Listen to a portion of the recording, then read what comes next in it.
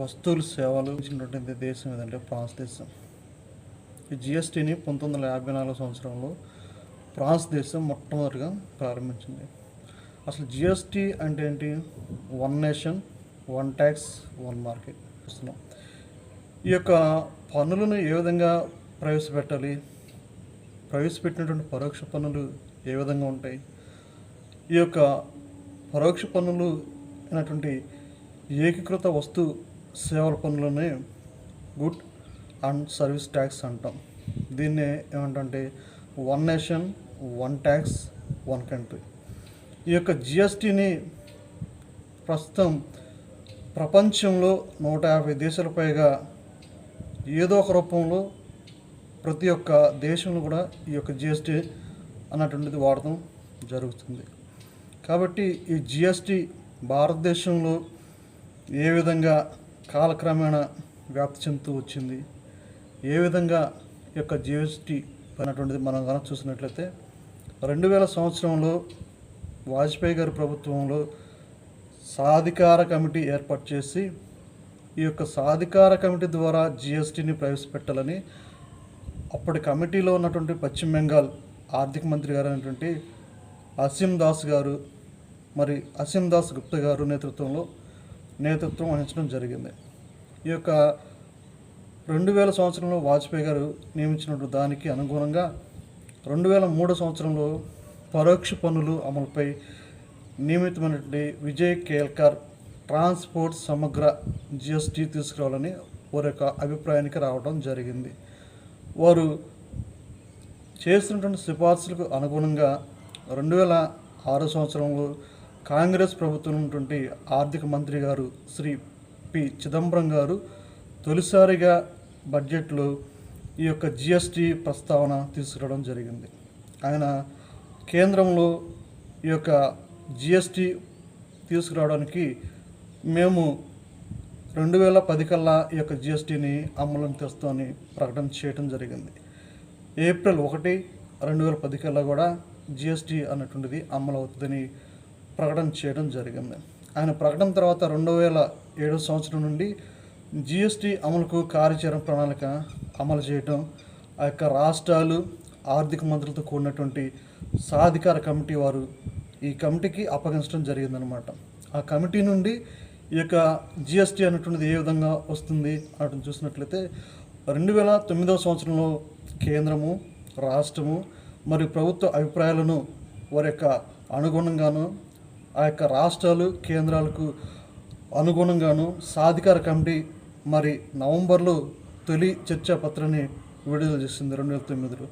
ఈ జిఎస్టీకి సంబంధించిన పనులు పర్యవేక్షించడానికి కేంద్రము, రాష్ట్ర ప్రభుత్వాలు ఈ రెండు కూడా ప్రభుత్వ అధికారులతో సంయుక్త బృందంగా ఏర్పాటు చేసి వారి యొక్క కార్యాచరణ ప్రణాళికను ఏర్పాటు చేయడం జరిగింది.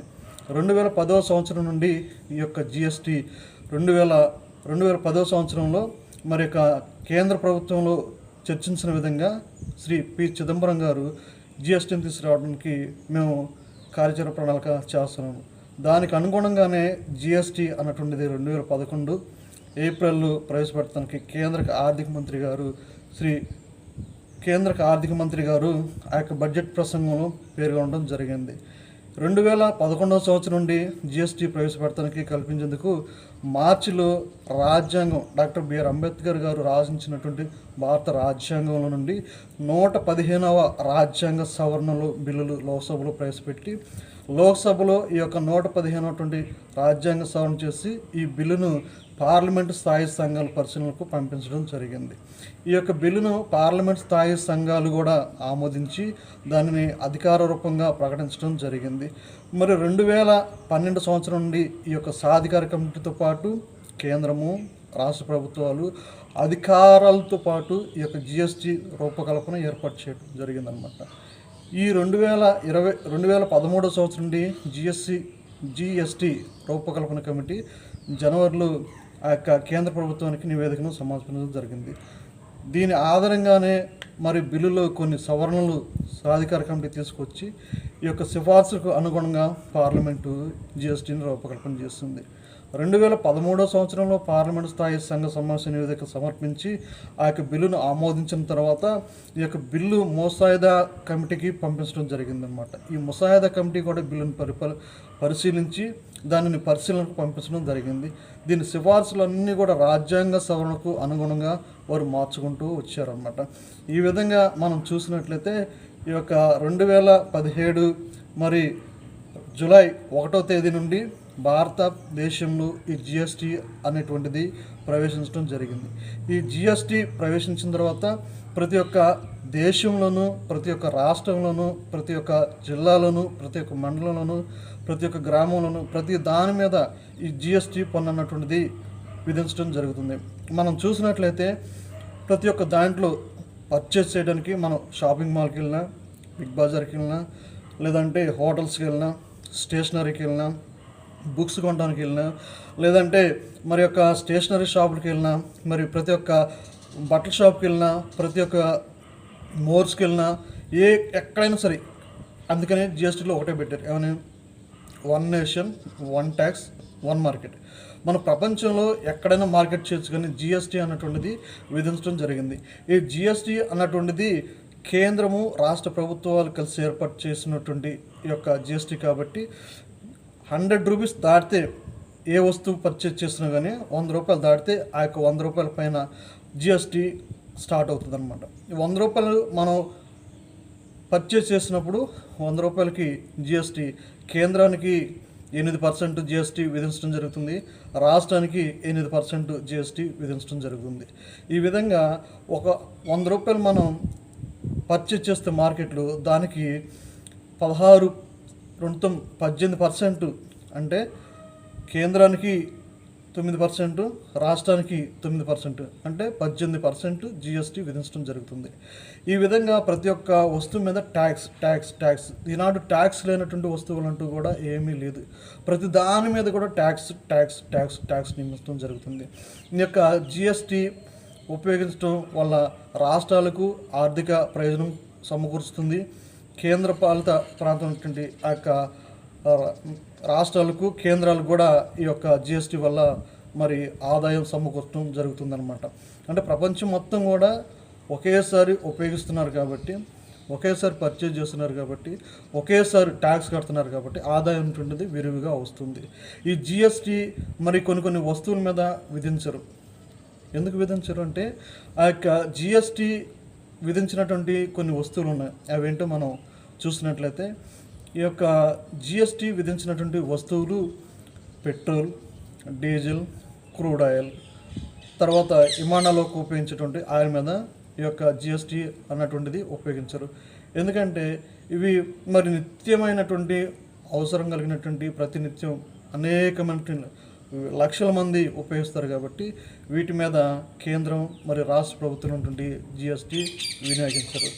రెండోదిగా మనం చూసినట్లయితే ఈ యొక్క ప్రభుత్వం ఉపయోగించినటువంటి షాపులు, మద్యం షాపులు, ఈ యొక్క మద్యం షాపుల్లో కూడా జిఎస్టీ అన్నటువంటిది ఉపయోగించరు. ఇది కూడా మరి కేంద్ర రాష్ట్ర పరిధిలో ఉన్నది కాబట్టి దీనికి కూడా జిఎస్టీ అన్నటువంటిది వర్తించకుండా ఉంటుందన్నమాట. ఈ విధంగా జిఎస్టీ వర్తించినటువంటి వస్తువులు మరి ఉన్నాయని ఇప్పుడు మనం చూస్తున్నాం. రేపు ఎగ్జామినర్ ఏ విధంగా అడగొచ్చని మనం కనుక చూసినట్లయితే జిఎస్టీ కేంద్ర రాష్ట్ర ప్రభుత్వాలు జిఎస్టీని ప్రవేశపెట్టాయి. ఈ ప్రవేశపెట్టినటువంటి జిఎస్టీ వర్తించనిటువంటి ఆ యొక్క గూడ్స్ అండ్ సర్వీస్ ట్యాక్స్, వస్తువులు అండ్ సేవల పన్నులు విధించినటువంటి కొన్ని ఆ యొక్క వస్తువులు ఏంటి, గూడ్స్ అండ్ సర్వీస్ ట్యాక్స్ వస్తువులు ఏంటి అని ఈ విధంగా ప్రశ్న అడగడానికి అవకాశం ఉంది. దీన్ని ఏ విధంగా మన ఆ యొక్క ప్రశ్నకు తను ఇస్తాడంటే మనం చూద్దాం. ఒకటి, రాష్ట్ర ప్రభుత్వం ప్రవేశపెట్టినటువంటి మద్యం షాపులు. 2, డీజిలు, పెట్రోలు, మరి ఆ యొక్క ఎయిర్ ఫోర్స్ వీటికి వర్తించదు. 2 అవి. 3 వచ్చిన తర్వాత మరి సేవలు పరంగా చూసినట్లయితే కొన్ని వాటికి ట్యాక్స్ విధించరు. ఈ 3 ఇస్తాడు. తర్వాత ఏమంటాడు కింద, వీటి కింద ఈ క్రింది వాటిలో సరైనటువంటి సమాధానాన్ని మీరు ఎంచుకోండి. 4 ఆప్షన్ ఇస్తాడు. 1 2 3 4 అంటాడు. ఒకటి ఏ ఏమంటాడంటే కేవలం ఒకటే. B 1, 3. C 1, 3. D all above. అంటే ఒక జిఎస్టీ మీద ఒక క్వశ్చన్ ఏ విధంగా ఇస్తున్నాడంటే దీని మీద మనకు పూర్తిగా అవగాహన ఉన్నప్పుడు మాత్రమే మనం ఈ యొక్క ప్రశ్నకు ఆన్సర్ చేయగలుగుతాం. ఇక్కడ ప్రశ్న ఒకసారి అర్థం చేసుకోండి. కేంద్ర రాష్ట్ర ప్రభుత్వాలు జిఎస్టీని సంబంధించి ఏ వస్తువులకు జిఎస్టీ విధించరు అన్న ప్రశ్న స్పష్టంగా అడుగుతాడు. దానికి 4 ఆప్షన్లు ఇస్తాడు. ఈ క్రింది వాటిలో ఏది సరైనది అంటారు. కాబట్టి ఏ వచ్చిన తర్వాత మొదటిది అంటాడు. రెండోది వచ్చిన తర్వాత 1 3 అంటాడు. మూడోది వచ్చిన తర్వాత 1 3 2 అంటాడు. నాలుగోది వచ్చిన తర్వాత పైవన్నీ కూడా అని అంటాడు. అంటే ఈ యొక్క బిట్ని మనం కేంద్రము రాష్ట్ర ప్రభుత్వాలు జిఎస్టీ ఏ విధంగా ఉపయోగించవు ఆ యొక్క సారాంశాన్ని మనం పూర్తిగా అవగాహన చేసినప్పుడు దాన్ని చేయగలుగుతాం. ఇక్కడ ఈ మనం 4 ఆప్షన్ చూసాం కాబట్టి లాస్ట్ ఆన్సర్ వచ్చేది ఏమవుతుందంటే ఆల్ అబోవ్.